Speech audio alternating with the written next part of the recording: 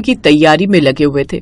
कोई गिफ्ट्स लेकर किसी के घर जा रहा था तो कोई केक लेकर चला जा रहा था। ऐसे ही गाड़ी आगे बढ़ती जा रही थी। कुछ देर बाद फिर गाड़ी धीरे धीरे बस्ती के पास पहुंची, जहां सिद्धार्थ ने देखा कि एक बस्ती के पास कुछ लोग अलाव जलाकर फटे कपड़े पहने, साथ ही ठंड से कांपते बच्चे बैठे हुए थे, जिन्होंने कपड़ों के नाम पर पतले कपड़े पहने हुए थे और किसी तरह ठंड से बचने के लिए उस अलाव के पास बैठे हुए थे। उनको देख सिद्धार्थ का दिल कांप उठा। ड्राइवर, गाड़ी रोको। साहब, यहाँ। I said stop the car. फिर सिद्धार्थ गाड़ी से उतरा। सूट बूट में बड़ी सी कार से उतरते हुए उसे देख रोहन ने डरते डरते पूछा, माँ, ये अमीर अंकल कौन है?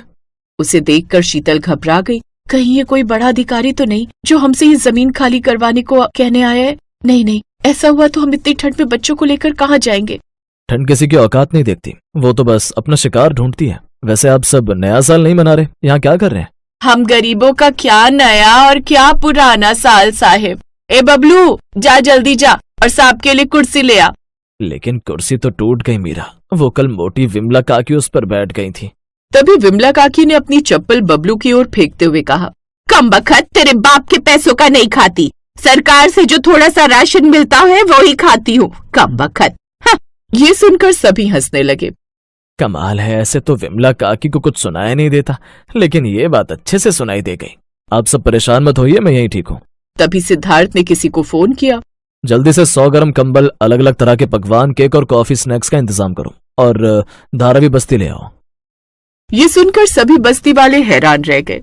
हे भगवान, आज तूने हम गरीबों पर भी नजर डाली, तेरा लाख लाख शुक्रिया। कुछ देर बाद वहाँ एक बड़ा ट्रक आया जिसमें सिद्धार्थ का मैनेजर था। वो सारा सामान साथ लेकर आया था।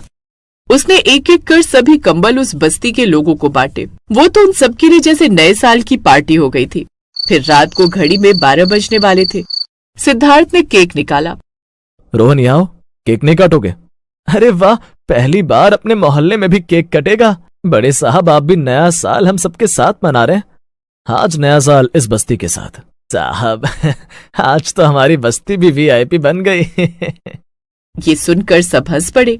साहब, आज तुमने हमें सिर्फ चीजें नहीं दी बल्कि इज्जत दी है। ये सुनकर सिद्धार्थ की आंखें भर आईं।